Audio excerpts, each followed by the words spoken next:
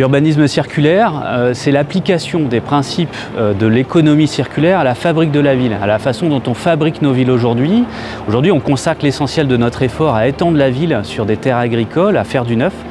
L'idée de l'urbanisme circulaire, c'est qu'on peut trouver les réponses à nos besoins de développement dans la ville déjà là, dans les bâtiments qui existent ou dans des surfaces déjà artificialisées.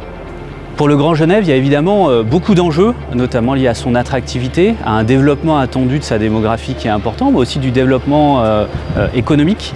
parallèlement à tous ces enjeux de transition qui touchent évidemment le territoire. La question, c'est comment est-ce qu'on arrive à avoir un développement qui soit sobre en foncier et donc sobre en construction, sobre en matière, sobre en énergie, tout en maintenant cette attractivité. Évidemment, il y a un enjeu d'autant plus important, particulier, qu'il y a des besoins de coordination qui sont liés à la situation transfrontalière du territoire. Le rôle des politiques publiques est essentiel pour coordonner déjà l'action des différents acteurs publics, les différentes collectivités qui travaillent sur le territoire vécu par les citoyens d'un côté comme de l'autre de la frontière, mais aussi pour marquer un cap, pour rendre lisible finalement à la fois ce qui est souhaitable, les grands enjeux du siècle, mais aussi les grands changements qui sont induits là-dessus, et notamment cette transformation, cette transition d'une forme d'urbanisme linéaire, basé essentiellement sur l'étalement de la ville et la construction en neuf, vers cet urbanisme circulaire qui concentre la réponse à nos besoins dans la ville déjà là et donc qui transforme la ville autour de nous dans les quartiers qu'on habite déjà. Alors les actions à mettre en priorité, à mettre en œuvre en priorité sont finalement ces actions sur le soft à mon sens, sur celles qui permettent de faire comprendre à chacun, que ce soit aux élus, aux techniciens, mais aussi et surtout aux citoyens, que la transition est là, qu'elle doit déjà s'amorcer, d'autant plus vite sur la fabrique de la ville que c'est très long de faire la ville. J'ai coutume de dire que finalement 80% de la ville de 2050 est déjà autour de nous, la ville de futur nous entoure donc.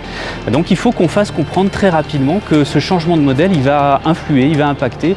sur notre quotidien, sur notre vie quotidienne et sur nos quartiers. Ensuite, dans les actions à mettre en œuvre, évidemment, il y a cette question des alternatives au système automobile. Alors pas pour aller contre l'automobile en soi, mais finalement on a délégué la façon d'écrire la ville, la façon de fabriquer la ville à l'automobile, et c'est elle qui a rendu possible finalement l'étalement de cette ville dont on voit bien qu'aujourd'hui il n'est plus possible, et on est dans l'impasse. Donc on a besoin d'alternatives, et là-dessus le réseau ferré il est absolument essentiel finalement pour faire le backbone, pour faire la structure principale des mobilités du quotidien des habitants du territoire, en venant s'appuyer derrière sur les autres réseaux de transport collectif, mais aussi les alternatives à la voiture, que sont notamment le vélo et la marche. On est donc dans la construction d'une ville de la proximité, et là-dessus le réseau ferré est essentiel, notamment pour répondre à ces enjeux du domicile-travail entre les différents pôles d'attractivité du territoire. Et pour tout ça, l'urbanisme circulaire est nécessaire. L'urbanisme circulaire comme socle, comme cette idée que finalement la frugalité en sol, le fait d'arrêter de consommer